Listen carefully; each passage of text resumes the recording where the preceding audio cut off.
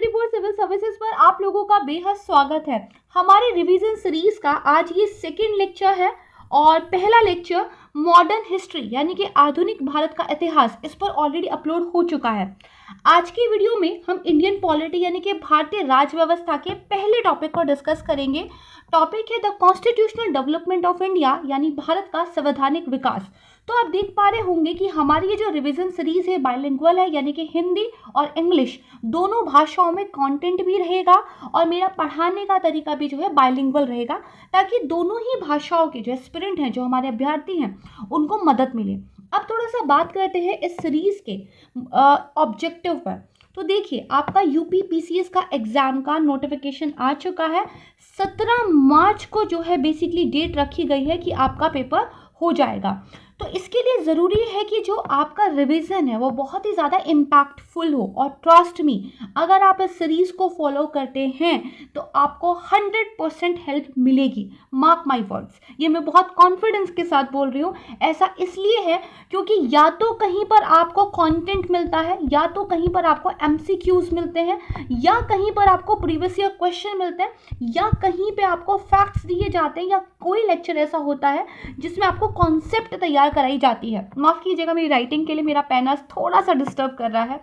तो बात थी कि अलग अलग लेक्चर्स में अलग अलग चीज़ें आपको प्रोवाइड कराई जाती हैं, बट इस सीरीज़ में हमारा जो ध्यान रहने वाला है वो ये रहेगा, एक सब्जेक्ट की बेसिक अंडरस्टैंडिंग आपकी हो जाए, यानी कि एक सब्जेक्ट का जो फाउंडेशन है वो आपको पता चल जाए, जो एक कॉन्सेप्चुअल क्लैरिटी होती है ये आपकी हो जाए। जितने भी इम्पॉर्टेंट फैक्ट्स हैं उनका मैं रिवाइज जो है आपका इस सीरीज़ में करा दूँ, उनका रिवीजन हो जाए। इसके अलावा कुछ अच्छे MCQs की प्रैक्टिस की जाए, और ये होगा बदलते हुए पैटर्न के साथ, जो एक नया ट्रेंड हमें देखने को मिल रहा है, राइट। और साथ में कुछ प्रीवियस ईयर क्वेश्चंस को भी देखते हुए चलेंगे कि आखिर किस तरह के क्वेश्चन एक टॉपिक से पूछे जाते हैं। तो this is all about the introduction. Now comes to your feedback. Last video में मैंने आप लोगों से बोला था कि आप अपना फीडबैक शेयर कीजिएगा, जो कि आपने जोर शोर से किया है, लेकिन आपने कहा है कि मैम आप एक्सप्लेनेशन तो कर रहे हो बट जो MCQ की स्लाइड है वो आप नहीं दिखा रहे हो। तो वो मैंने इंटेंशनली नहीं किया है, क्योंकि वीडियो का पर्पज़ ही है कि आपको पढ़ाया जाए, तो कुछ क्वेश्चंस आपको क्यों नहीं दिखाए जाएंगे, राइट। एक्चुअली कुछ टेक्निकल एरर हुई थी and I am figuring it out. तो आज मैं एक नई सीरीज से वीडियो बना रही हूँ एंड आई होप कि यहाँ पे कोई प्रॉब्लम आपको नहीं होनी चाहिए। तो अगर आज का लेक्चर आपको पसंद आता है तो उतनी ही जोर शोर से एक पॉजिटिव फीडबैक भी आप शेयर कर सकते हैं। एंड आई होप कि अगर इसमें कोई टेक्निकल एरर नहीं रहता है तो हम अब इन लेक्चर्स को जो है बेसिकली कॉन्टीन्यूसली लेकर आएंगे। करेक्ट है। चलिए, काफ़ी बातें हो गई और बाकी बातें करेंगे लेक्चर के एंड में। पहले एक इम्पॉर्टेंट इन्फॉर्मेशन मैं आपके साथ शेयर करूंगी, उसके बाद the constitutional development of India यानी कि भारत का संवैधानिक विकास, इसके बारे में हम अपनी अंडरस्टैंडिंग डेवलप करेंगे, इम्पॉर्टेंट फैक्ट्स कवर करेंगे, और उसके बाद जो है सेकेंड वाले टॉपिक की तरफ चलेंगे एंड देन काफ़ी सारे MCQ की प्रैक्टिस हम यहाँ पर करने वाले हैं। ओके, तो यहाँ पे सबसे पहले ध्यान देने वाली बात ये है कि अगर आप यदि आप स्टेट PSC यानी कि पब्लिक सर्विस कमीशन के जो एग्ज़ाम्स होते हैं उनकी तैयारी कर रहे हैं, चाहे वो BPSC हो, UPPSC हो, या फिर आपका हरियाणा का एग्ज़ाम हो, RO ARO का पेपर हो, या फिर उत्तराखंड PSC की आप तैयारी कर रहे हो, आप हमारे पेड ग्रुप को जो है बेसिकली यहाँ पे ज्वाइन कर सकते हैं।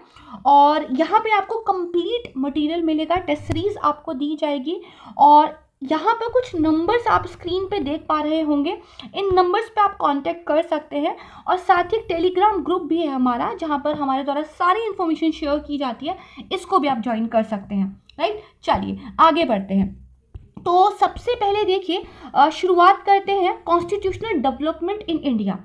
तो अगर आपने मेरा मॉडर्न हिस्ट्री का लेक्चर देखा है तो आपको पता होगा कि किस तरीके से जो ईस्ट इंडिया कंपनी है वो भारत के अंदर ट्रेड के ऑब्जेक्टिव को लेकर आई थी, राइट है, यानी कि व्यापार उनका एक मकसद था भारत में आने का। बट धीरे धीरे आपने देखा कि भारत के अंदर जो एक एनवायरनमेंट था, एक माहौल था, उस तरीके का था कि जो ब्रिटिश ईस्ट इंडिया कंपनी थी वो यहाँ पे रजवाड़ों के, किंग्स के वॉर में इन्वॉल्व होते चले गए, और वहाँ से वो अपने लिए पहले ट्रेड के बेनिफिट्स जो है लेते चले गए, जैसे हमने फुकुशियारा के मैग्ना कार्टा की बात की थी, राइट। और धीरे धीरे आप देखोगे वो इंडिया के अंदर एडमिनिस्ट्रेशंस में काफ़ी इन्वॉल्व हो जाते हैं, राइट। और इसके साथ ही ये भी आपने देखा होगा कि किस तरीके से जो ब्रिटिश ईस्ट इंडिया कंपनी है, जिसको पहले एक मोनोपोली दी गई थी भारत के साथ व्यापार करने की, उस पर अब धीरे धीरे किस तरीके से जो ब्रिटिश गवर्नमेंट है उसका एक जो है कंट्रोल होता जाएगा। ओके, तो ये हमने पढ़ा था अपने पहले लेक्चर में। आज इसी को लिंक करते हैं सेकेंड लेक्चर में, लेकिन पॉलिटी की क्लास में। देखिए यही होती है इंटरलिंकेज वाली पढ़ाई। अब देखो, जब भी आपको एक कंट्री को बेसिकली अपने कंट्रोल में लेके आना है तो आपको क्या देना होगा, उसको एक लीगल बैकिंग देनी होगी। यानी कि जो भी आप कर रहे हो उसके पीछे कानूनी रूप से जायज़ चीज़ें होनी चाहिए। और ये आपको बेसिकली ब्रिटिश गवर्नमेंट के साथ भी दिखाई देगा जब हम भारत के कंटेक्स्ट में बात करते हैं। यानी कि बहुत सरल भाषा में मैं आपको बताने वाली हूँ, 2 लाइनें ध्यान से सुनिएगा।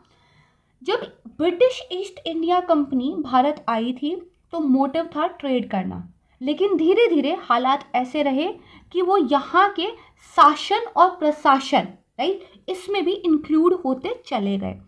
इसकी वजह से जो ईस्ट इंडिया कंपनी के एस्पिरेशंस थे, उनकी जो महत्वाकांक्षाएं थी, वो बढ़ती चली गई। और जब ब्रिटिश ईस्ट इंडिया कंपनी बहुत ज़्यादा प्रॉफिट यहाँ पर कमा तो रही थी, बट साथ में यहाँ के एडमिनिस्ट्रेशन को, यहाँ के प्रशासन को भी संभालने लगी, तो ब्रिटिश सरकार की तरफ से ये मांग उठने लगी, जो वहाँ के काफ़ी सारे लोग थे, कि अब इस कंपनी की मोनोपोली को ख़त्म किया जाए और भारत जैसे एसेट को, भारत जैसी इतनी रिच कंट्री को अपने कंट्रोल में लिया जाए। अब ये कंट्रोल अचानक से नहीं होगा, ग्रेजुअल होगा। यानी कि धीरे धीरे आपको एक संवैधानिक विकास, एक कॉन्स्टिट्यूशनल डेवलपमेंट देखने को मिलेगा, जिसके द्वारा आप देखोगे कि कैसे जो वहाँ की गवर्नमेंट है वो एक्चुअली इस ईस्ट इंडिया कंपनी को ना सिर्फ ख़त्म कर देती है, बल्कि इंडिया को अपना एक क्या बना लेती है, उपनिवेश बना लेती है, अपनी कॉलोनी बना लेती है, और इंडिया ब्रिटिश गवर्नमेंट के कंट्रोल में चला जाता है, राइट। और फिर हमें आज़ादी मिलती है 1947 में जाकर। लेकिन यहाँ पर अगर आप करीब 73 से लेकर 1857 तक की टाइमलाइन देखेंगे, और 1857 से राइट आप 1947 की टाइमलाइन देखेंगे। ये क्यों इम्पॉर्टेंट है? देखो, 1773 में पहली बार एक रेगुलेटिंग एक्ट आया था, और जिसकी मदद से कहा जाता है कि ब्रिटिश गवर्नमेंट के द्वारा ईस्ट इंडिया कंपनी के अफेयर्स को कंट्रोल और रेगुलेट करने की शुरुआत की गई थी। क्या कहा गया था भाई? पहला कदम है कि अब हम भारत के मामलों को अपने नियंत्रण में लेना स्टार्ट करेंगे। ये स्टार्ट हुआ 1773 से, और ये 1857 तक धीरे धीरे बढ़ता गया। 1857 में क्या हो गया? 1857 में हो गया आपका 1857 का रिवोल्ट, यानी कि 1857 की क्रांति, है ना, जिसको भारत का प्रथम स्वतंत्रता संग्राम, द फर्स्ट इंडिपेंडेंस को लेकर जो एक रिवॉल्यूशन हुआ था, ये भी कहा जाता है। यहाँ पर जो ब्रिटिश गवर्नमेंट है उन्होंने कंप्लीटली भारत को अपने कंट्रोल में ले लिया था, एंड देन फिर 1947 में जाके हमें क्या है, आज़ादी मिल गई थी। तो इन टाइमलाइंस को आप जो है थोड़ा सा याद रखिएगा। तो आप कह सकते हैं कि जो बेसिकली आप देखोगे कुछ एक्ट जो है वो पास किए गए थे ब्रिटिश ईस्ट इंडिया कंपनी के रूल के लिए, यानी कि भारत में जो ब्रिटिश ईस्ट इंडिया कंपनी शासन कर रही है उसके लिए कुछ अधिनियम पारित किए गए। एंड देन 1857 की क्रांति के बाद जो अधिनियम आपको देखने के लिए मिलेंगे वो ब्रिटिश गवर्नमेंट के कंट्रोल को लेकर देखने के लिए मिलेंगे। करेक्ट है? चलिए, ये एक फाउंडेशन था, आई होप आपको समझ में आया होगा। अब बात करते हैं सबसे पहले इंपॉर्टेंट एक्ट की, that is regulating act of 1773, यानी कि 1773 का रेगुलेटिंग एक्ट। जैसा कि मैंने आपको अभी बताया कि ये दरअसल ब्रिटिश गवर्नमेंट के द्वारा जो ईस्ट इंडिया कंपनी के भारत में अफेयर हैं उनको कंट्रोल और रेगुलेट करने वाला फर्स्ट स्टेप था। यानी कि सरकार के द्वारा भारत के जो मामले थे उनको नियंत्रित और विनियमित करने के लिए उठाया गया ये पहला कदम था। करेक्ट है। अगर आप देखोगे पहली बार इस एक्ट के द्वारा कंपनी के पॉलिटिकल और एडमिनिस्ट्रेटिव फंक्शंस भी क्या किए गए थे, रिकॉग्नाइज किए गए थे। भाई देखो, अब तक जो कंपनी है वो किस लिए जानी जाती है, व्यापार के लिए, ट्रेड के लिए, लेकिन इस एक्ट ने पहली बार ये कर दिया कि सरकार ने स्वीकार किया कि भाई ये कंपनी राजनीतिक और जो प्रशासनिक कार्य हैं उनमें भी इन्वॉल्व है, राइट। और प्रशासनिक और राजनीतिक कार्य भी कंपनी की तरफ से भारत में किए जा रहे हैं। करेक्ट है। तो कहा जाता है इस एक्ट के द्वारा सेंट्रल एडमिनिस्ट्रेशन का फाउंडेशन रखा गया भारत में, यानी कि केंद्रीय प्रशासन की एक नींव रखी गई। अब यहाँ पे एक बहुत इंपॉर्टेंट डेवलपमेंट हुई। क्या हुआ, जो बंगाल का गवर्नर था उनकी डेजिग्नेशन चेंज कर दी गई, ओहदा बदल दिया। अब दरअसल उनको गवर्नर जनरल ऑफ बंगाल कहा जा रहा है। क्या कहा जा रहा है, बंगाल का गवर्नर जनरल कहा जा रहा है। और उस गवर्नर जनरल की हेल्प के लिए एक 4 मेंबर की एग्जीक्यूटिव काउंसिल को भी स्टैब्लिश किया गया। क्या कहा गया भाई, 4 सदस्यों की एक कार्यकारी परिषद बनाएंगे, 4 लोग होंगे आपकी हेल्प करेंगे, उन 4 लोगों की वोटिंग से ही आप डिसीजन ले पाओगे। करेक्ट है।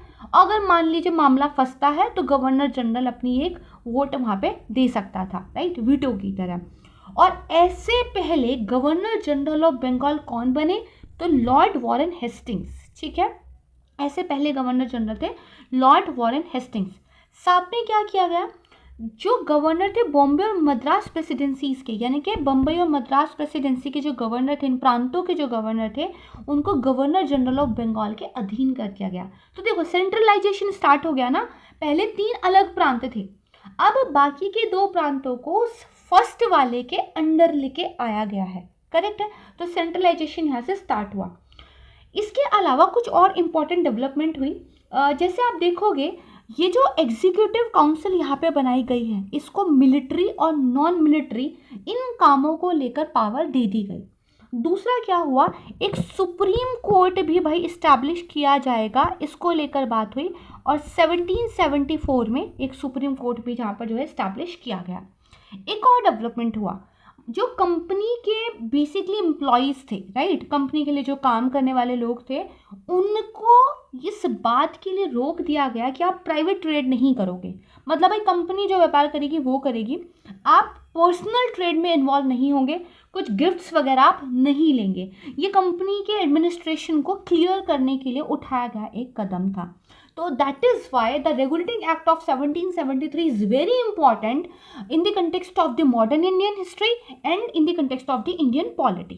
करेक्ट है। चलिए मूव ऑन करते हैं नेक्स्ट वाले एक्ट पर, और just give me second. Yes, next आपका जो इम्पॉर्टेंट एक्ट आता है ये है पिट्स India act, right. This is पिट्स India act. कब आया ये आपका, 1784 में।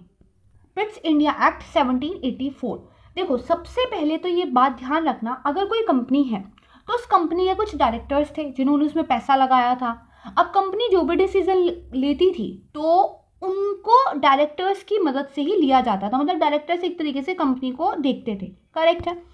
अब यहाँ पे एक बात ध्यान रखिएगा कि बेसिकली जो डायरेक्टर्स थे, अब उनके रूल को, है ना, उनके रोल को, माफ़ कीजिएगा, उनकी भूमिका को कम कर दिया गया। देखो पिट्स इंडिया एक्ट आया और इसने ये कहा कि जो कोर्ट ऑफ डायरेक्टर्स है ना, वो कंपनी के सिर्फ कमर्शियल अफेयर्स देखेंगे। भाई क्या करेंगे, जो वाणिज्यिक मामले हैं ना, जो व्यापार से रिलेटेड चीज़ें, उन्हीं का प्रबंधन करेंगे। लेकिन जो राजनीतिक मामले होंगे, जो पॉलिटिकल अफेयर्स होगा, उसको मैनेज करने के लिए एक नई बॉडी बना दी, that is Board of Control, यानी कि नियंत्रण बोर्ड। और इस तरीके से आप देख पा रहे हो यहाँ पे एक डबल गवर्नमेंट स्टार्ट हो चुकी है, एक दोहरी शासन प्रणाली स्टार्ट हो चुकी है। और यहीं से ध्यान रखना, अगर एक क्वेश्चन इस तरह का आता है कि भाई वो कौन सा एक्ट था जिसने कंपनी के कमर्शियल और पॉलिटिकल जो अफेयर्स थे उनको अलग अलग कर दिया था, भाई व्यापार अलग और राजनीति अलग, तो वो था 1784 का पिट्स इंडिया एक्ट। करेक्ट, इसको ध्यान रखिएगा। ओके, अब बात आती है इसके बाद आपकी चार्टर एक्ट 1813 की, यानी कि 1813 का चार्टर जो एक्ट है उसकी बात करेंगे। अब देखो 1813 तक आते आते भारतीयों के अंदर ये एक एनलाइटमेंट आ चुका है, भारतीयों की एक मांग उठने लगी है कि भाई आप हमारे ही रेवेन्यू से इतनी कमाई कर रहे हो तो आप हमारे लिए भी कुछ करो ना। तो 1813 के चार्टर एक्ट में पहली बार ये प्रोविज़न किया गया कि भाई भारतीयों की शिक्षा पर, on the education of Indians, 1 lakh rupee per year to be spent, यानी कि भाई 1 लाख रुपये हर साल खर्चा जो है भारतीयों की शिक्षा पर किया जाएगा। फर्स्ट टाइम ये प्रोविज़न इसमें किया गया। इसके अलावा अब तक क्या है, भारत के साथ व्यापार करने पर मोनोपोली सिर्फ ईस्ट इंडिया कंपनी की थी, उनको एक चार्टर दिया था ना। लेकिन अब क्या कहा गया, भाई देखो कंपनी की जो मोनोपोली है व्यापार पर अब वो खत्म हो गई, यानी कि बाकी के लोग भी आके ट्रेड कर सकते हैं, राइट, एक अधिकार कंपनी का समाप्त कर दिया। लेकिन चाय का जो व्यापार होगा, the trade off T, and the चीन के साथ जो आपका व्यापार चल रहा है, the trade with the China, ये कंटिन्यू रहेगा, राइट, ये क्या है अभी भी जारी रहेगा। ये दो इंपॉर्टेंट फैक्ट्स हैं, इनको आपको क्या है याद रखना है। नेक्स्ट वेरी इंपॉर्टेंट एक्ट जो आता है वो है आपका चार्टर एक्ट 1833, यानी कि 1833 का चार्टर एक्ट। देखो अब यहाँ पे सबसे पहली बात तो याद ये रखना, 1833 आते आते जो ईस्ट इंडिया कंपनी है वो भारत के एडमिनिस्ट्रेशन में, प्रशासन में बहुत इन्वॉल्व हो चुकी है। कई जगह तो टैक्स कंपनी ही ले रही है किसानों से, है ना, जमींदारों के साथ उनकी पूरी एक, आप कह सकते हैं, एक सिस्टम चल रहा है। तो 1833 का चार्टर एक्ट आता है और ये एक फाइनल स्टेप जो है सेंट्रलाइजेशन के लिए काम करता है। कैसे भाई, जो भारत के अंदर एक केंद्रीकरण चल रहा था, यानी कि पूरे इंडिया को एक अधिकार के अंदर लेकर आने की जो कोशिश चल रही थी, उसका ये अंतिम कदम था। करेक्ट है। यहाँ पे बेसिकली क्या किया गया, जो ईस्ट इंडिया कंपनी थी उसकी जो कमर्शियल एक्टिविटीज़ थी, राइट है, जो व्यापार वाणिज्य से रिलेटेड एक्टिविटीज़ थी, उनको कर दिया गया एंड। भाई अब आप ये सब नहीं करोगे, क्या हो गया, कंप्लीटली एडमिनिस्ट्रेटिव बॉडी, यानी कि पूर्ण रूप से एक प्रशासन के लिए जो है काम करने वाली एक संस्था अब आप बन गए हो। करेक्ट है। अच्छा, अभी तक हम क्या बोल रहे थे, गवर्नर जनरल ऑफ बंगाल। अब गवर्नर जनरल ऑफ बंगाल को फिर से जो है एक तरीके से प्रमोशन दे दिया गया, यू कैन सी दैट, उसकी डेजिग्नेशन चेंज हुई और उसको बना दिया गया governor general of India, right, यानी कि अब बंगाल के गवर्नर जनरल को भारत के गवर्नर जनरल के रूप में जाना जाएगा। इसीलिए कह रही हूँ कि 1773 से जो सेंट्रलाइजेशन स्टार्ट हुआ था वो 1833 तक आते आते कंप्लीट होता हुआ दिखाई देता है। और ऐसे पहले भारत के गवर्नर जनरल कौन बने, तो लॉर्ड विलियम बेंटिक बने। करेक्ट है, इसको ध्यान रखिएगा। अच्छा, इसके अलावा ये ध्यान रखिएगा, जो इसके लिए एक एग्जीक्यूटिव काउंसिल बनाई गई थी, राइट, उस एग्जीक्यूटिव काउंसिल में बोला गया जो 4th मेंबर होगा, राइट, वो क्या होगा, एक लीगल मेंबर होगा। भाई कानूनी जो है व्यक्ति एक लीगल मेंबर के रूप में गवर्नर की एग्जीक्यूटिव काउंसिल के अंदर में रहेगा। और ऐसा पहला मेंबर जो आपका बना था वो मैकॉले बना था, राइट, इसको आप ध्यान रखिएगा। ओके, देन इसके बाद एक और आपने ध्यान रखना है कि देखो, क्योंकि अब कंपनी एक कंप्लीटली एडमिनिस्ट्रेटिव बॉडी बन चुकी है, तो एडमिनिस्ट्रेशन के लिए बहुत सारे अफसर है ना नियुक्त किए जा रहे हैं कंपनी की तरफ से, जो कि सारे के सारे क्या हैं भाई, यूरोपियंस हैं, राइट, अंग्रेज अपने ही लोगों को लेके आ रहे हैं। बट अब ये 1833 है, इंडियंस की तरफ से डिमांड उठ रही है कि इंडियंस को भी इंक्लूड कीजिए। भाई आप भारतीयों को क्यों नहीं साथ लेके चल रहे हो, करेक्ट। तो यहाँ पर शुरुआत की गई, पहला ऐसा एक कोशिश की गई कि जो सिविल सर्वेंट के सिलेक्शन को लेकर कंपटीशन होता है भाई वो ओपन होगा, जो चाहे पार्टिसिपेट कर ले। यानी कि 1833 के चार्टर अधिनियम ने सिविल सेवकों के चयन के लिए खुली प्रतियोगिता की प्रणाली शुरू करने का प्रयास किया। लेकिन ये जो शुरुआत थी ये सफल नहीं हुई। वाई? क्योंकि जो कोर्ट ऑफ डायरेक्टर्स थे उन्होंने कहा भाई हम इस प्रोविज़न को अलाउ नहीं करते हैं। तो निदेशक जो थे उन्होंने बेसिकली क्या है, इस प्रावधान को निरस्त कर दिया था। करेक्ट है, इसको ध्यान रखिएगा। ओके, अब देखो, अब क्या हुआ है, अब 1857 में क्रांति हो चुकी है और ब्रिटिश गवर्नमेंट का कहना यह कि इट्स हाई टाइम अब इस कंपनी के शासन को यहाँ पे ख़त्म किया जाए और कम्प्लीटली क्राउन रूल जो है यहाँ पे स्टैब्लिश किया जाए। तो फिर से एक एक्ट आता है, अब इस बार एक्ट का नाम बदल जाएगा। अब क्या है, गवर्नमेंट ऑफ इंडिया एक्ट 1858, यानी कि भारत सरकार अधिनियम 1858 की हम बात कर रहे हैं। और यहाँ से क्राउन शासन जो है भारत में स्टार्ट हो जाएगा, जो एंड होगा 1947 में जाके।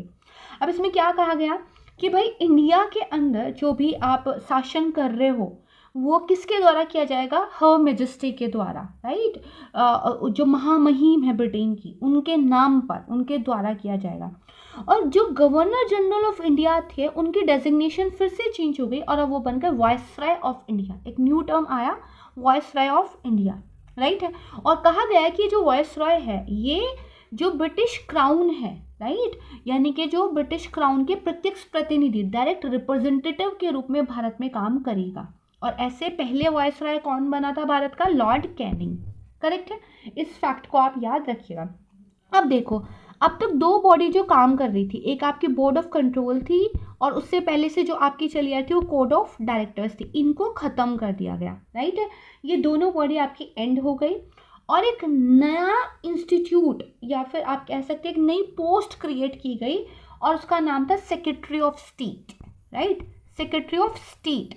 इसकी जो है एक नई पोस्ट बनाई गई और 15 मेंबर जो है एक बेसिकली रहेंगे और जो इनको हेल्प करेंगे इंडिया के एडमिनिस्ट्रेशंस को संभालने में।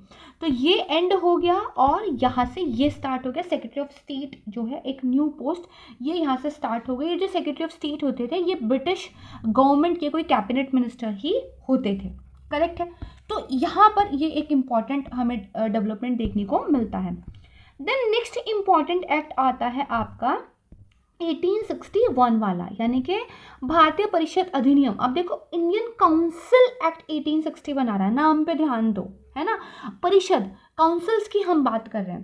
देखो, अब भारतीयों की तरफ से ये भी मांग उठ रही है कि आप एक बात बताइए सर, ब्रिटेन में तो आपके पास एक प्रॉपर पार्लियामेंट है, आप जो है लोगों के द्वारा अपने एमपीज को चुना जाता है, वो लोग फिर जो है देश चला रहे हैं। इंडिया में आप ऐसा कुछ क्यों नहीं कर रहे हो, इंडियंस का तो पार्टिसिपेशन ही नहीं है इंडियन पॉलिटिक्स के अंदर।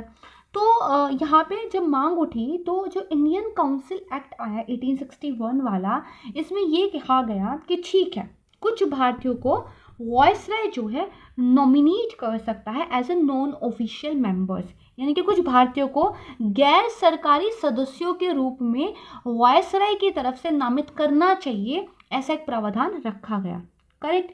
तो इसी के मद्देनजर 1862 में जो लॉर्ड कैनिंग है उसने अपने विधान परिषद के अंदर अपनी जो इंडियन लेजिस्लेटिव काउंसिल है, राइट, जैसे हमारी पार्लियामेंट है आज के टाइम पे, उसी का एक छोटा सा रूप आप समझ लीजिए। इसमें 3 इंडियंस को इंक्लूड किया, तीनों का नाम याद कर लीजिएगा, Raja of Banaras, the Maharaja of Patiala और सर दिनकर राव, करेक्ट है। ये 3 इंडियंस थे। लेकिन देखो, अभी पहली बात तो गैर सरकारी मेंबर्स के रूप में इंक्लूड किए गए, दूसरा उनको कुछ खास पावर्स दिए नहीं गए थे। तो आप कह सकते हो कि बस भारतीयों की मांग को शांत करने का एक तरीका था ये। लेकिन भारतीय भी समझ चुके थे कि सिर्फ नाम भर की पावर देने से कुछ नहीं होगा, तो मांग जारी रही। देन इंडियन काउंसिल एक्ट 1892 आया, है ना, 1892 का भारतीय परिषद अधिनियम आया। इसमें क्या किया गया, जो आपका सेंट्रल और प्रोविंशियल लेजिस्लेटिव काउंसिल्स थे, यानी कि एक तरीके से आप भारत की संसद मान लीजिए और राज्यों की जैसे विधानसभा है इस तरीके से मान लीजिए। तो जो आपके वायसराय जो कि सेंट्रल लेवल पे है और जो आपके प्रोविंस के अंदर गवर्नर्स हैं, है ना, उनकी अपनी काउंसिल्स हैं, उनकी अपनी परिषद है, तो उसमें एडिशनल मेंबर्स ऐड किए गए, करेक्ट है, एडिशनल मेंबर जो है इसमें ऐड किए गए। और यहाँ पर ये कह दिया गया कि जो लेजिस्लेटिव काउंसिल है भाई वो बजट वगैरह डिस्कस कर सकती है, यानी कि सरकार अगर कोई बजट लेके आई है, कहाँ कितना पैसा वो खर्च करेंगे, काउंसिल बस डिस्कस कर सकती है, ना तो बजट में कोई चेंज कर सकते, ना ही वो कुछ बड़ी बात कर सकते हैं, बस चर्चा करने का अधिकार दिया गया। यानी कि केंद्रीय और प्रांतीय विधान परिषदों में अतिरिक्त सदस्यों की संख्या बढ़ा दी गई, विधान परिषदों को बजट पे चर्चा करने का अधिकार दिया गया। साथ में यहाँ पे पहली बार एक लिमिटेड, ध्यान से सुनिएगा, और इनडायरेक्ट प्रोविज़न रखा गया इलेक्शन के यूज़ के लिए। थोड़ा बहुत इलेक्शन का कॉन्सेप्ट यहाँ पे इंट्रोड्यूस कर दिया गया था, यानी कि चुनावों का एक सीमित और अप्रत्यक्ष जो है प्रावधान था, लेकिन अधिनियम में चुनाव शब्द का जिक्र कहीं नहीं किया गया था। ये ध्यान रखना, इलेक्शन जो वर्ड है ना, इस पूरे एक्ट में कहीं भी उसका जिक्र नहीं था। एक और इम्पॉर्टेंट आपको यहाँ पे डेवलपमेंट देखने को मिलेगा, बेसिकली जो इमरजेंसी की सिचुएशन होगी तो उसमें ऑर्डिनेंस जारी करने का भी आपको जो है एक अधिकार यहाँ पे दिखाई देता है, यानी कि एक अध्यादेश जो आज के टाइम पे आप देखते हो राष्ट्रपति या राज्यपाल जारी कर सकते हैं, ये पावर और या फिर ये जो प्रोविजन 1861 के एक्ट में पहली बार भारत में इंट्रोड्यूस किया गया था कि भाई अगर इमरजेंसी की सिचुएशन हो तो ऑर्डिनेंस जारी हो सकता है जो कि 6 मंथ तक वैलिड रहेगा। करेक्ट है, ये एक बहुत इंपॉर्टेंट यहाँ पे फैक्ट है और क्वेश्चन इससे पेपर में ऑलरेडी पूछा गया है। करेक्ट, इसको ध्यान रखिएगा। नेक्स्ट आता है आपका इंडियन काउंसिल्स एक्ट 1892, यानी कि आपका बेसिकली 1892 का भारतीय परिषद अधिनियम, और इसमें जो है बजट पर चर्चा करने का अधिकार दे दिया गया था। ठीक है, ये मैं आपको बता चुकी हूँ। ओके, अच्छा, कंफ्यूजन ना हो इसलिए फिर से बता रही हूँ, ऑर्डिनेंस वाला जो पावर है वो 1861 वाले से है और जो बजट पे डिस्कस करने की पावर दी गई वो 1892 वाले एक्ट से दी गई है। करेक्ट, चलिए देन इसके बाद अनदर इम्पॉर्टेंट जो फैक्ट आता है, अनदर इम्पॉर्टेंट जो बेसिकली आपका एक्ट आता है वो है आपका इंडियन काउंसिल एक्ट आपका 1909, राइट, यानी कि भारतीय परिषद अधिनियम 1909। इसको मॉर्ले मिंटो रिफॉर्म भी कहते हैं, इसको ध्यान रखिएगा, मॉर्ले मिंटो सुधारों के रूप में भी इसको जाना जाता है। और यहाँ पे बेसिकली जो आपकी लेजिस्लेटिव काउंसिल्स है, चाहे वो सेंट्रल लेवल पर हो या फिर प्रोविंशियल लेवल पर हो, उनका साइज अच्छा खासा बढ़ा दिया गया था। प्रॉपर जैसे एक लेजिस्लेटिव काउंसिल्स होती हैं उस तरीके से अब आपको दिखने लगेगी, यानी कि केंद्रीय और प्रांतीय विधान परिषदों के आकार में उल्लेखनीय वृद्धि यहाँ पे हुई थी। करेक्ट है, ओके। अब वेरी इंपॉर्टेंट डेवलपमेंट क्या हुई है, पहली बार फॉर द फर्स्ट टाइम ये हुआ कि इंडियंस को जो वॉयसराय और गवर्नर होते थे उनकी एग्जीक्यूटिव काउंसिल में भी क्या है एसोसिएट किया गया, यानी कि पहली बार वॉयसराय गवर्नर की कार्यकारी परिषदों में भारतीयों के लिए भी प्रावधान किया गया। और ऐसे पहले इंडियन कौन थे जो वॉयसराय की एग्जीक्यूटिव काउंसिल में बेसिकली ज्वाइन हुए थे, डैट इज सत्येंद्र प्रसाद सिन्हा। सत्येंद्र प्रसाद सिन्हा जो है उनकी कार्यकारी परिषद में शामिल होने वाले पहले भारतीय बने थे वॉयसराय की, इसको ध्यान रखिएगा। ओके, मॉर्ले मिंटो रिफॉर्म्स जो हैं इसके बारे में एक बहुत इंपॉर्टेंट फैक्ट ये है कि इनके द्वारा सेपरेट इलेक्टोरेट, यानी कि एक आप कह सकते हो अलग से निर्वाचन क्षेत्र वाला एक जो कॉन्सेप्ट है वो इंट्रोड्यूस किया गया, यानी कि कहा गया कि भाई जो मुस्लिम लोग हैं उनको अलग से कुछ अधिकार जो है चुनावों के कंटेक्स्ट में दिए जाएंगे। ठीक है, ये आपने यहाँ पे ध्यान रखना है। और इसी सेपरेट जो इलेक्टोरेट वाला ये जो कॉन्सेप्ट है ये आने वाले एक्ट में आपको और भी ज़्यादा एक्सपेंड होता हुआ दिखाई देगा, यानी कि पृथक निर्वाचन प्रणाली की शुरुआत मॉर्ले मिंटो रिफॉर्म से जो है आपको यहाँ पे देखने के लिए मिलती है। करेक्ट है, okay, now this is good. Then next वाला बेसिकली हमारा जो एक्ट आएगा वो है हमारा गवर्नमेंट ऑफ इंडिया एक्ट 1919, यानी कि 1919 का भारत सरकार का अधिनियम।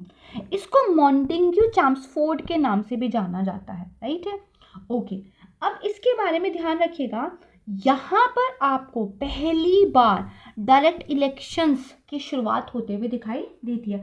प्रत्यक्ष चुनाव पहली बार देश में जो शुरू हुए वो 1919 के भारत सरकार अधिनियम से हुए।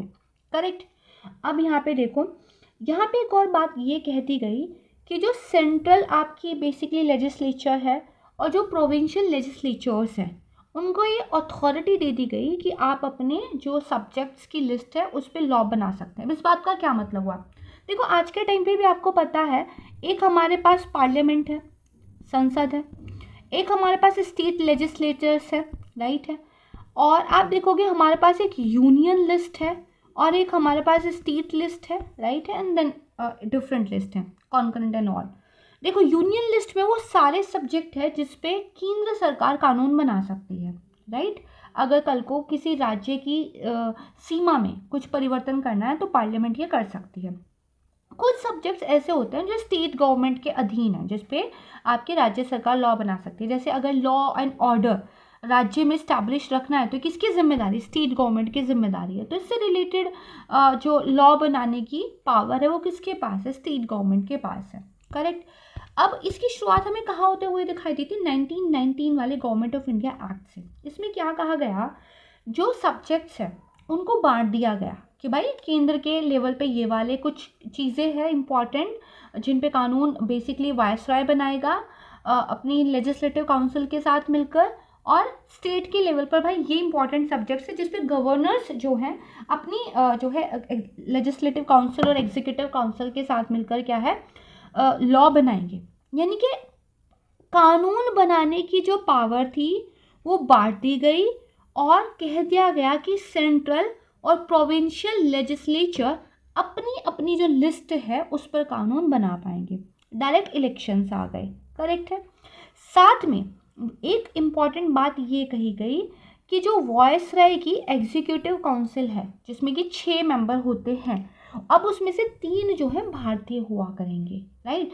सिर्फ जो कमांडर इन चीफ वाली पोस्ट है वो सिर्फ जो है रिजर्व रखी गई। यानी कि भाई वायसराय की कार्यकारी परिषद में 6 सदस्यों में से 3 होंगे भारतीय, कमांडर इन चीफ वाली पोस्ट पे नहीं हो सकता भारतीय, ये कहा गया। ठीक। ओके।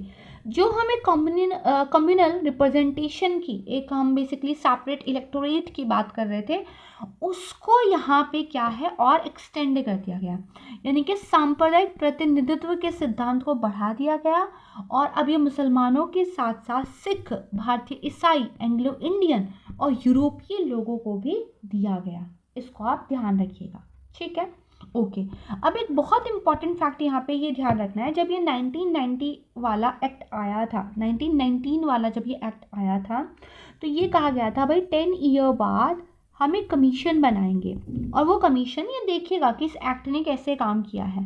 और फिर उन्होंने क्या किया, फिर 10 साल तक वेट भी नहीं किया, थोड़ा पहले ही लगभग 1927 में, लगभग 2 साल पहले ही वो एक कमीशन लेकर आए और उस कमीशन का क्या नाम था, साइमन कमीशन। जब भारत ने ये कहा था कि अंग्रेजों भारत से जाओ भाई, है ना, साइमन वापस जाओ। करेक्ट है। तो चलिए ये ध्यान रखिएगा कि यहीं पे कहा गया था कि 10 ईयर के बाद एक कमीशन बनाएंगे, 10 सालों के अंदर इस एक्ट के थ्रू जो भी काम हुआ है किस तरीके से वर्किंग चल रही है उसको देखेंगे। और 10 साल का वेट नहीं किया अंग्रेजों ने, 1927 2 साल पहले ही कमीशन बनाया जिसका नाम था साइमन कमीशन। करेक्ट है।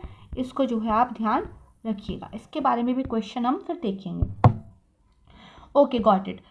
इसके बाद हमारा एक जो फाइनल एक्ट इम्पॉर्टेंट आता है ये है government of India act 1935। This is one of the very lengthy act, this is one of the very important act, क्योंकि यहाँ पे बहुत सारे प्रोविजंस दिए गए हैं और आगे चल के मैं बताऊंगी कि किस तरीके से काफ़ी सारे जो हमारे कॉन्स्टिट्यूशन में प्रोविजंस लिए गए हैं वो इस वाले एक्ट से लिए गए हैं।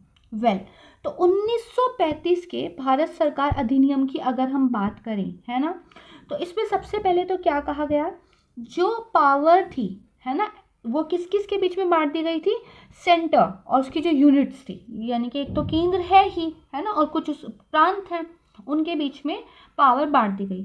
3 लिस्ट बनाई गई, एक फेडरल लिस्ट जो कि सेंटर के लिए होगी, एक प्रोविंशियल लिस्ट जो कि आपके प्रोविंस के लिए होगी, और एक आपकी कॉन्करेंट लिस्ट जो कि बोथ के लिए होगी। यानी कि आपकी संघ सूची, राज्य सूची और उसको उस टाइम पे प्रांतीय सूची बोलते थे, और समवर्ती सूची, 3 सूची बनाई गई और इसमें विभाजित कर दिया गया।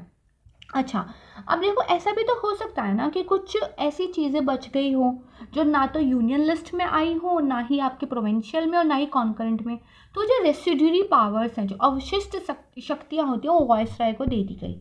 अभी भी वॉयसराय के पास क्या अच्छा खासा पावर यहाँ पे है।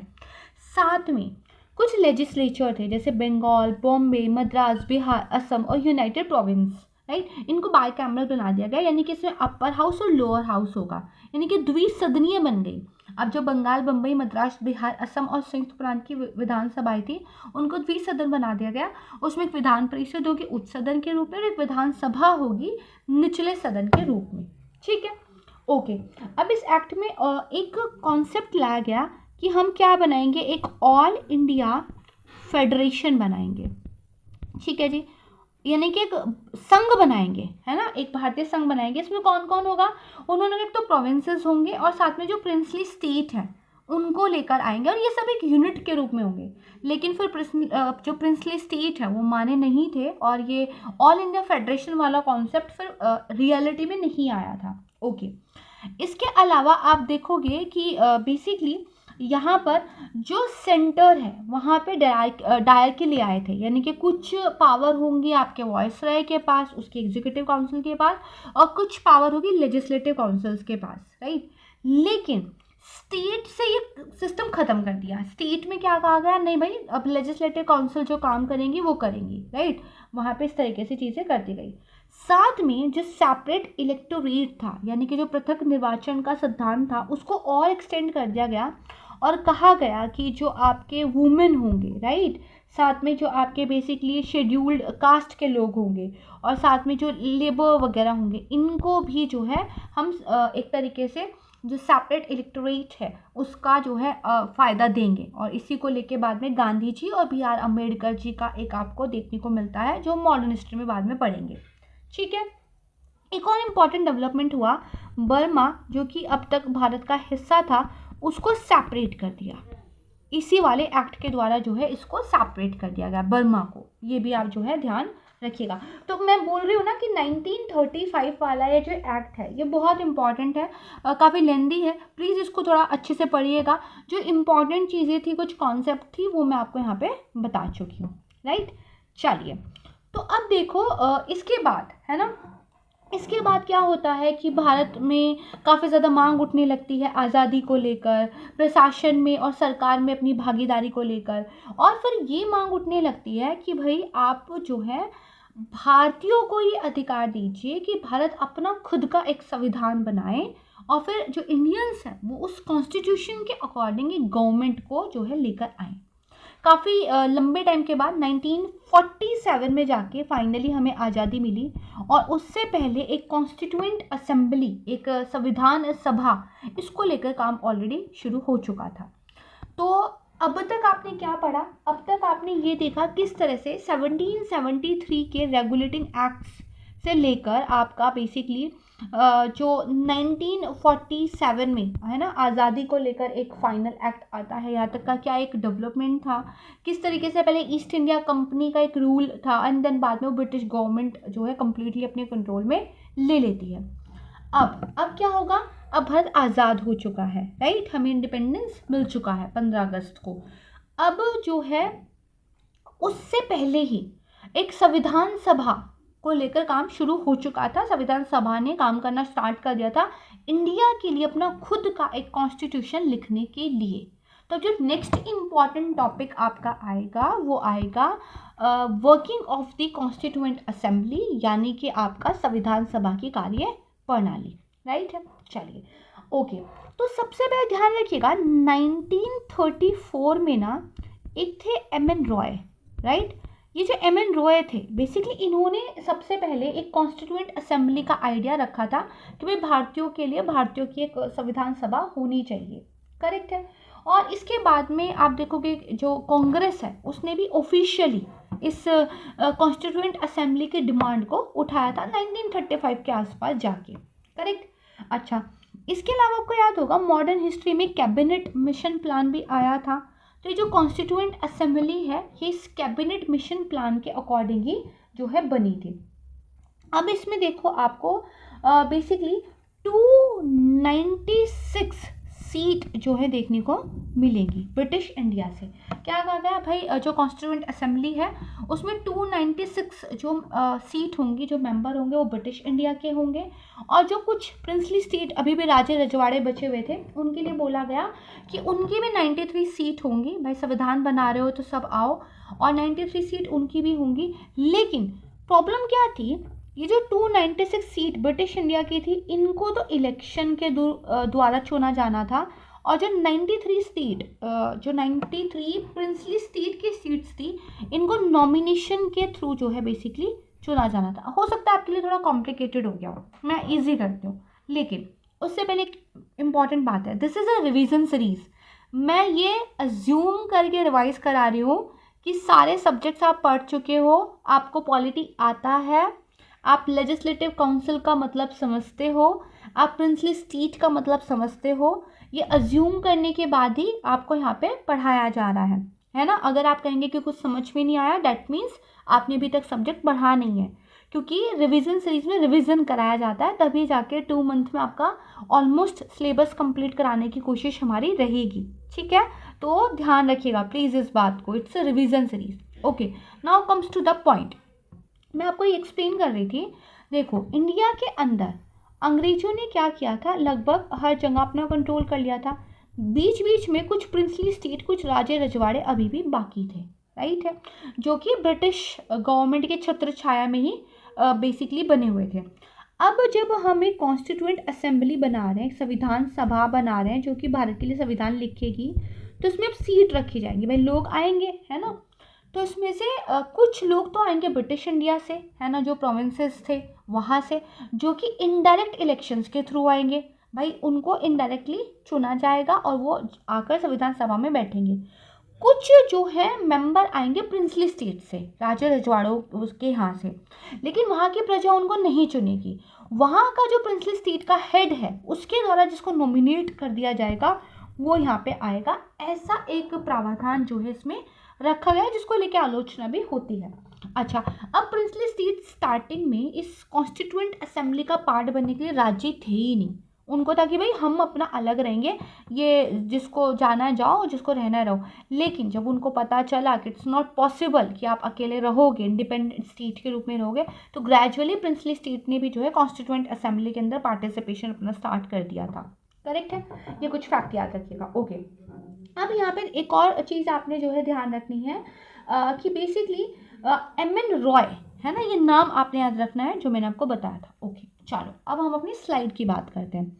तो सबसे पहले देखो, पहली मीटिंग कब हुई हमारी कॉन्स्टिट्यूएंट असेंबली की, संविधान सभा की पहली मीटिंग हुई 9 दिसंबर 1946 को, 1946 9 दिसंबर। ओके, अब देखो, किसी को एक प्रेसिडेंट के रूप में चुना जाना था, कोई अध्यक्ष बनेगा, तो जो ओल्डेस्ट मेंबर थे असेंबली के अंदर, डॉक्टर सच्चिदानंद सिन्हा, उनको एक टेम्पररी प्रेसिडेंट, एक अस्थायी जो है अध्यक्ष के रूप में चुन लिया गया, है ना, ताकि भाई शुरुआत हो चीज़ों की। इलेक्शन होगा तो हम प्रेसिडेंट को इलेक्ट करेंगे ना। फिलहाल कौन है, तो फिलहाल डॉक्टर सच्चिदानंद सिन्हा है, सबसे ओल्डेस्ट थे, बुजुर्ग थे।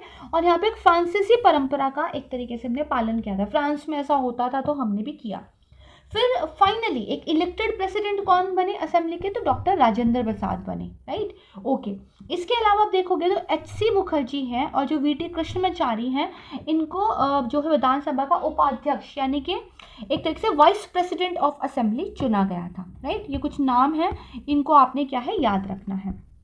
ओके, देन जो कॉन्स्टिट्यूएंट असेंबली है उसकी अगर हम वर्किंग की बात करें तो टोटल 11 सेशंस हुए थे, ठीक है। और उसमें टोटल दो साल जो है 11 मंथ और 18 डे, यानी कि आपका 2 साल 11 महीने और 18 दिनों का टाइम इसमें लगा था। 11 सत्र आयोजित किए गए थे, ठीक है।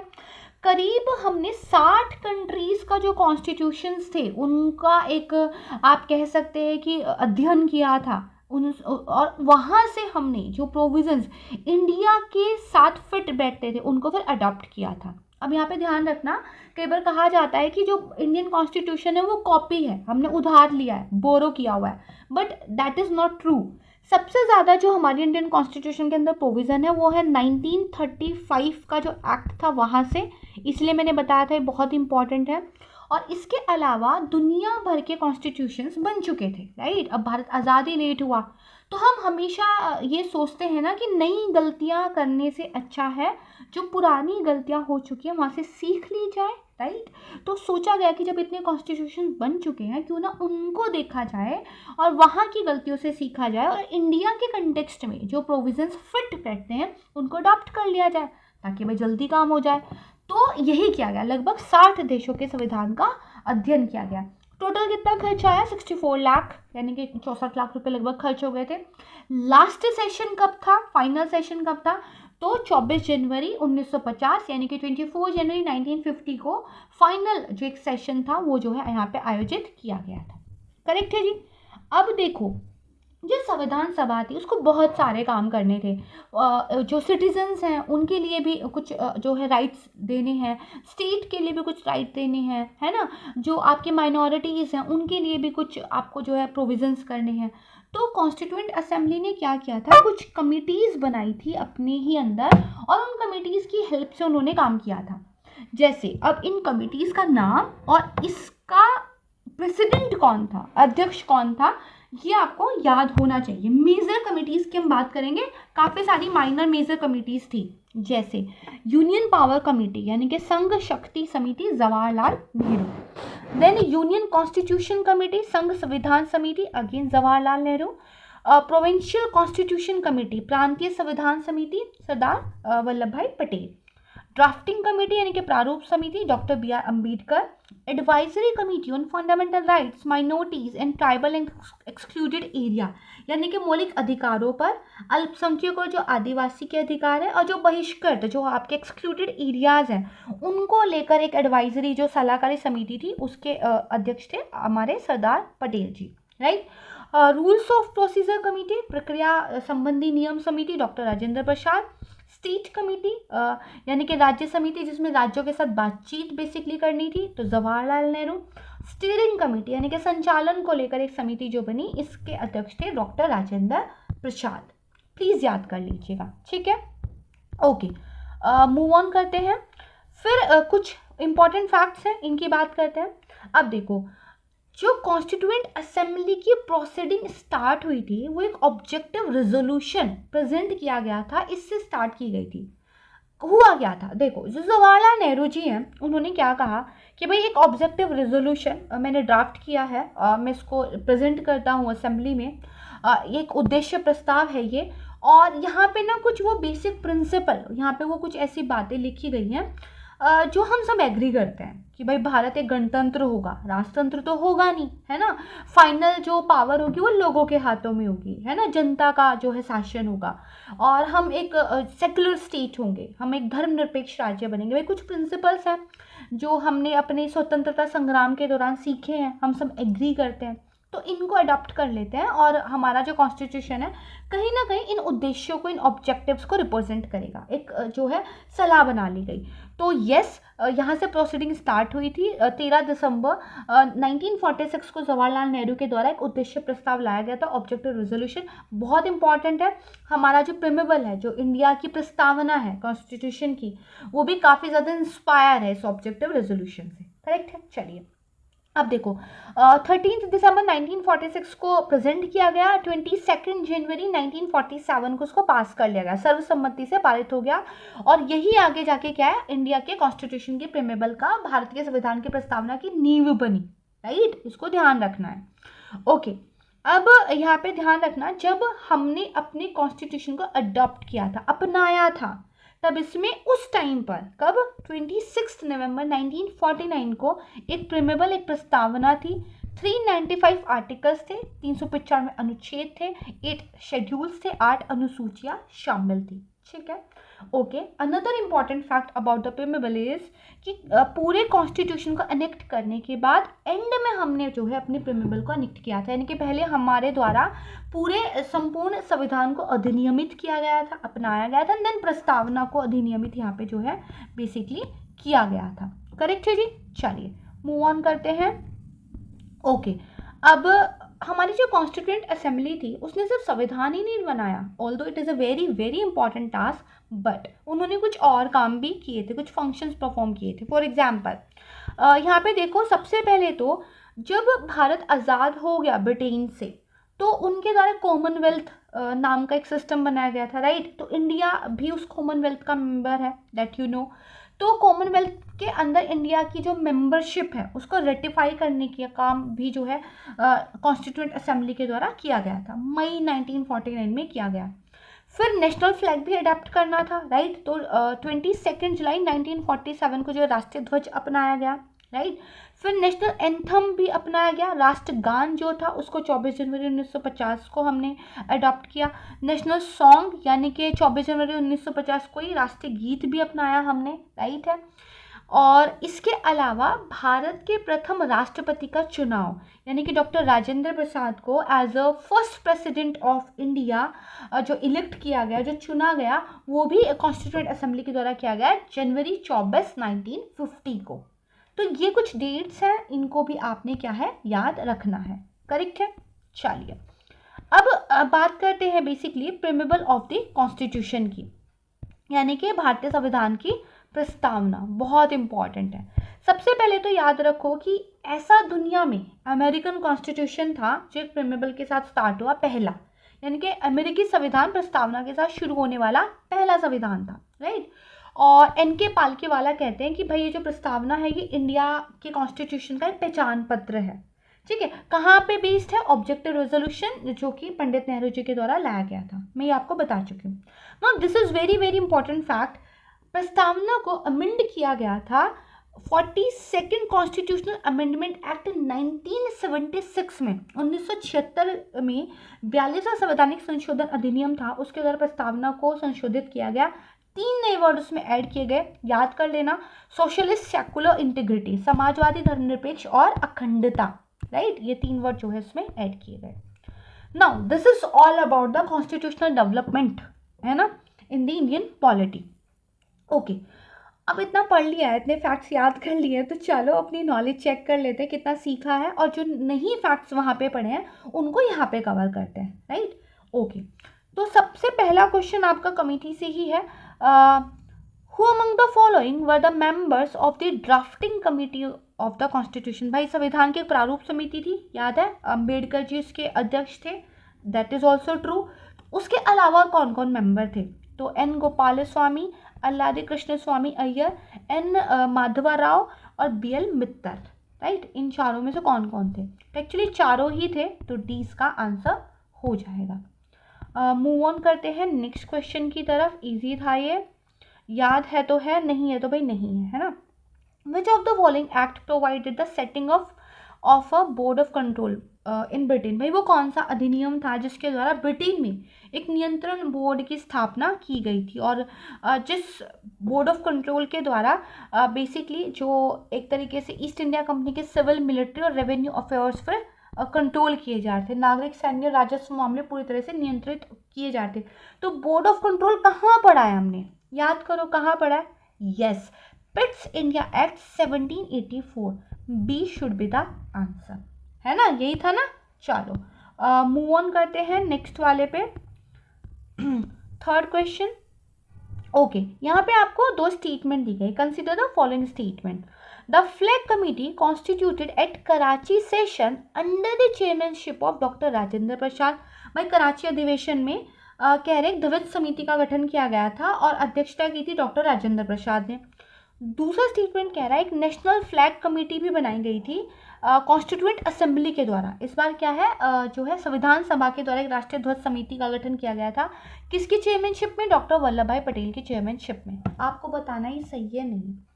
देखो, फ्लैग कमेटी भी बनाई गई थी और नेशनल फ्लैग कमेटी भी संविधान सभा के द्वारा बनाई गई थी, लेकिन इनके जो अध्यक्ष हैं उनके नाम इंटरचेंज हो गए हैं।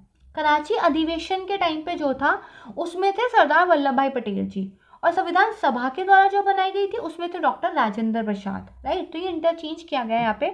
करेक्ट आपसे पूछा है, हमारा एक भी करेक्ट नहीं है, तो नन यानी कि कोई भी नहीं इसका आंसर होना चाहिए। 4 देखते हैं। इसमें पूछा गया है कि इंडियन कॉन्स्टिट्यूएंट असेंबली के रिगार्डिंग कौन सा स्टेटमेंट इनकरेक्ट है, गलत पूछा गया है। तो it was not based on adult franchise, यानी कि वयस्क मताधिकार पर आधारित नहीं थी। यस, ये यूनिवर्सल वयस्क मताधिकार पर आधारित नहीं थी, है ना। तो ये स्टेटमेंट बिल्कुल ठीक है।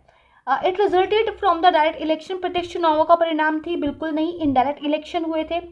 Not a multi party body, एक बहुदलीय संस्था नहीं थी, ये भी गलत है क्योंकि मल्टी पार्टी बॉडी थी।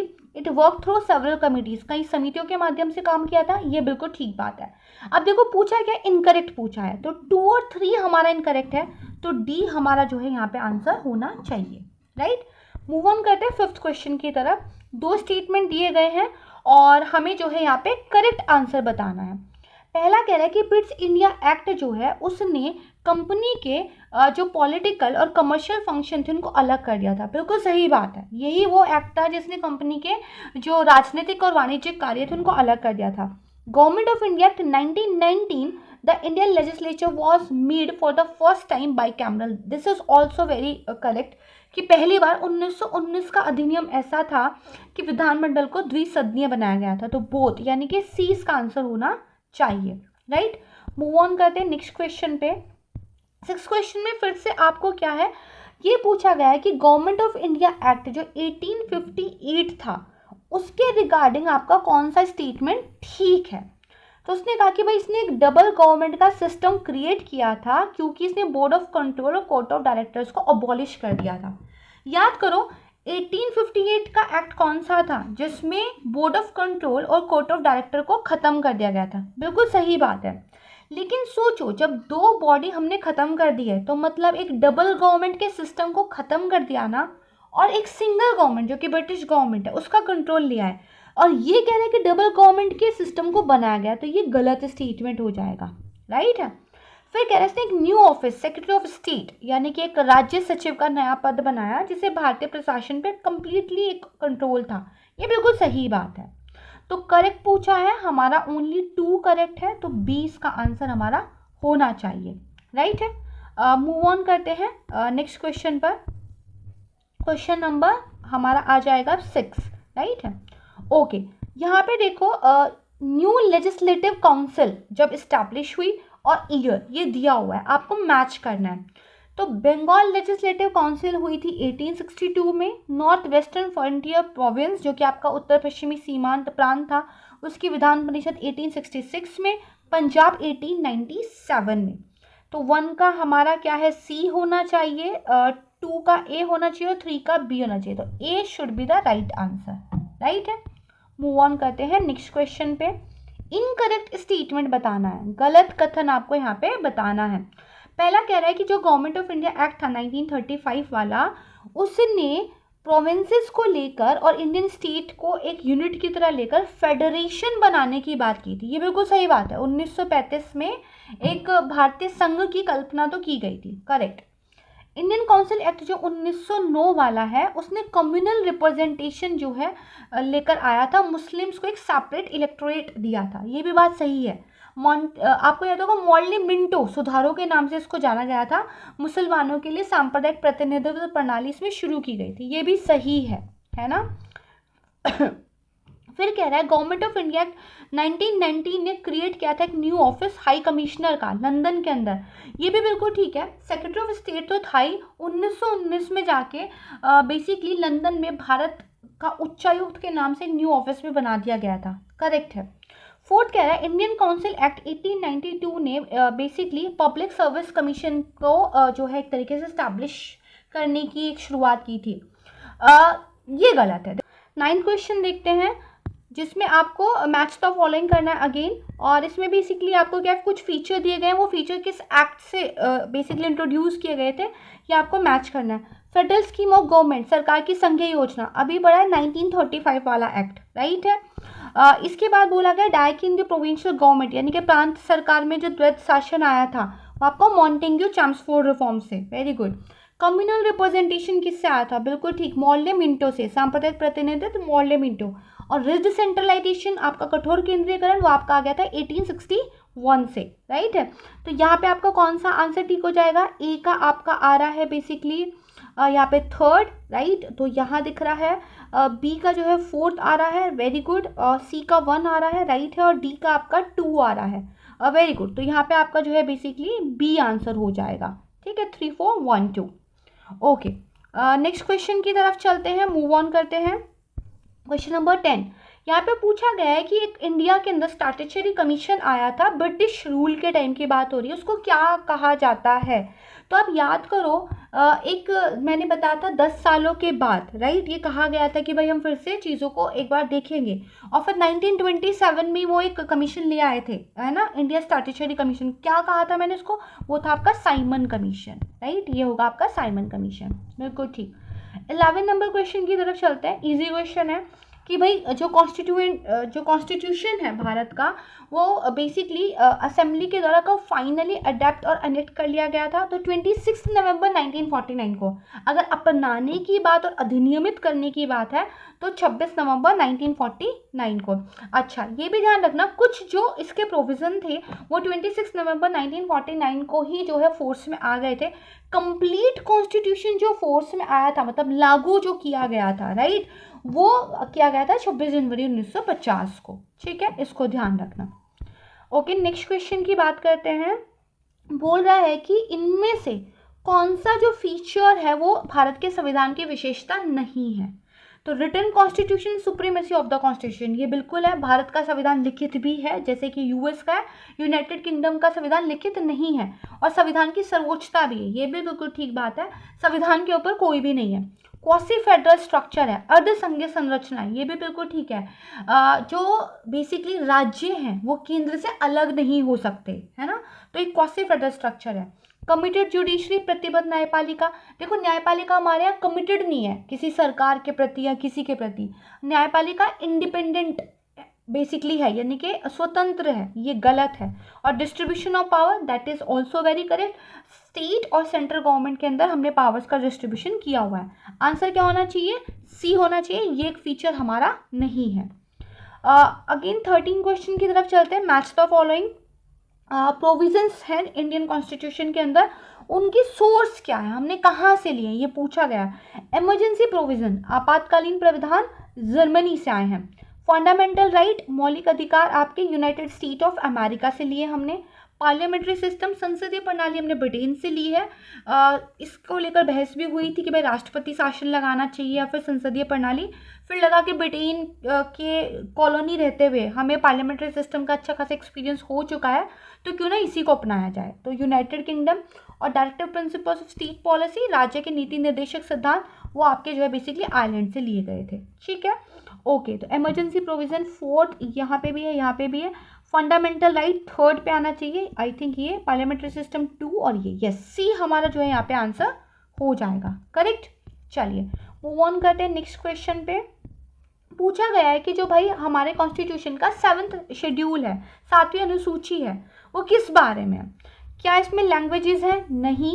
क्या इसमें ट्राइबल एरिया के एडमिनिस्ट्रेशन को लेकर कुछ है, ये भी बात गलत है। क्या ये सैलरीज वगैरह को लेकर बात करता है, ये भी गलत है। क्या ये यूनियन और स्टेट के बीच पावर डिस्ट्रीब्यूशन को लेकर बात करता है, बिल्कुल सही बात है। 7th शेड्यूल ही है जिसमें यूनियन लिस्ट और स्टेट लिस्ट आपको देखने के लिए मिल जाएगी। तो इसका आंसर क्या हो जाएगा, सी इसका जो है एक आंसर हो जाएगा। मूव ऑन करते हैं। इजी क्वेश्चन है, द प्रिमिबल ऑफ द कॉन्स्टिट्यूशन, इसके बारे में कौन सा स्टेटमेंट है ना ठीक नहीं, आपको ये बताना है। इसको भाई अमेंड नहीं किया जा सकता पार्लियामेंट के द्वारा, गलत बात है, किया जा सकता है। हमने अभी पढ़ा 3 नए वर्ड जोड़े गए थे। ये उन ऑब्जेक्टिव्स को इंडिकेट करना है जो हमें अचीव करने, सही बात है ये बेसिकली क्या है, कॉन्स्टिट्यूशन का पार्ट नहीं है, ये भी भाई गलत बात है, ये कॉन्स्टिट्यूशन का पार्ट है, राइट है। और basically it is a source of authority of constitution of India, नहीं। संविधान को प्रस्तावना से कोई अथॉरिटी नहीं मिलती है, संविधान को जो अथॉरिटी मिलती है वो यहाँ के लोगों से मिलती है ना। तो इसके बारे में सही क्या हो जाएगा, 20 का सही आंसर होना चाहिए। हिंदी में अगर देखें तो आंसर चेंज हो जाएगा, यहाँ पे लिखा है संविधान का हिस्सा नहीं है, ये गलत है। प्राप्त किए जाने वाले उद्देश्यों को इंगित करता है, सही बात है। संसद द्वारा संशोधित नहीं किया जा सकता, गलत है। भारत का संविधान के अधिकार का एक स्रोत है, ये भी गलत है। यहाँ पे जो है इसका आंसर ये हो जाएगा, ठीक है। तो इसको आप थोड़ा सा जो है बेसिकली ध्यान रखिएगा। ओके, नेक्स्ट की तरफ चलते हैं, राइट। क्वेश्चन नंबर 16 की बात करते हैं। कौन सा स्टेटमेंट करेक्ट है आपको ये बताना है। तो 1935 में इंडियन नेशनल कांग्रेस की तरफ से पहली बार ऑफिशियली डिमांड की गई थी कि भारत के पास एक कॉन्स्टिट्यूएंट असेंबली होनी चाहिए जो कॉन्स्टिट्यूशन बनाएगी। ये बात बिल्कुल सही है, मैंने बताया ना 35 के आसपास कांग्रेस की तरफ से ऑफिशियली डिमांड आ गई थी। फिर कह रहा है हमारी जो संविधान सभा थी वो पार्शियली इलेक्टेड और पार्शियली नॉमिनेटेड बॉडी थी, ये भी बात तो ठीक है ना। ब्रिटिश इंडिया से लोगों को इनडायरेक्ट इलेक्शंस के थ्रू इलेक्ट किया जाना था और प्रिंसली स्टेट जो थी, राजा रजवाड़े जो थे, वहाँ से नामित किया जाना था। 102 मेंबर थे जो प्रिंसली स्टेट को रिप्रेजेंट करने वाले थे कॉन्स्टिट्यूएंट असेंबली में। ये गलत है, हमने पढ़ा 93 ऐसी सीट्स थी, राइट। तो सही कौन सा हो जाएगा? ओनली 1 और 2, करेक्ट है। तो ओनली 1 और 2। 17 क्वेश्चन की तरफ चलते हैं। पूछा गया कौन सा स्टेटमेंट यहाँ पे जो है करेक्ट है, राइट। तो जो मेंबर है कॉन्स्टिट्यूएंट असेंबली के, उनको लेजिस्लेटिव असेंबली के जो है मेंबर्स के द्वारा इनडायरेक्ट इलेक्शंस के थ्रू चुना गया था। ये बात बिल्कुल सही है। देखो, विधानसभा के जो सदस्य थे उन्होंने चुना था बेसिकली कि कौन संविधान सभा के सदस्य बनेंगे। इनडायरेक्ट इलेक्शंस यहाँ पे हुए थे, ये बात सही है। Doctor Sachchidanand Sinha was the first elected chairman of constituent assembly. देखो कैच है यहाँ पे, सच्चिदानंद सिन्हा संविधान सभा के पहले अध्यक्ष तो थे लेकिन निर्वाचित नहीं थे, है ना, निर्वाचित नहीं थे, वो तो राजेंद्र प्रसाद जी थे। ये गलत हो जाएगा। पहले टेम्पोरल वाइस प्रेसिडेंट जो थे वो फ्रैंक एंथनी थे। ये भी बात ठीक है। मैंने आपको 2 वाइस प्रेसिडेंट पहले पढ़ाए थे, वो इलेक्ट थे, जिनको चुना गया था। लेकिन अगर टेम्पररी की बात करें तो वो उपाध्यक्ष फ्रैंक एंथनी ही थे, राइट। तो इसका आंसर हमारा क्या होना चाहिए?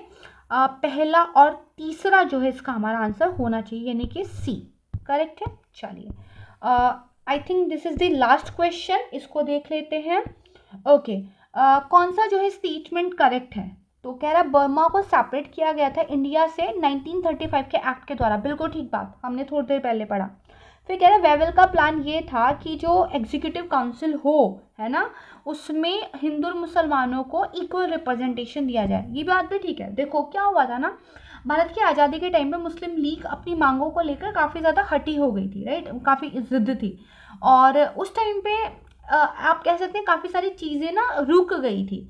तो उस रुकावट को एंड करने के लिए वेवेल ने क्या कहा कि चलो एग्जीक्यूटिव काउंसिल में irrespective of the number of the population, है ना, कि भाई पॉपुलेशन का कुछ भी एक रेशो हो सकता है, बट कार्यकारी परिषद में हिंदू मुसलमानों को इक्वल रिप्रेजेंटेशन दे दो। लेकिन ये बात तो ठीक है, लेकिन रुकावट दूर करने के लिए किया गया था, ये बात ठीक है।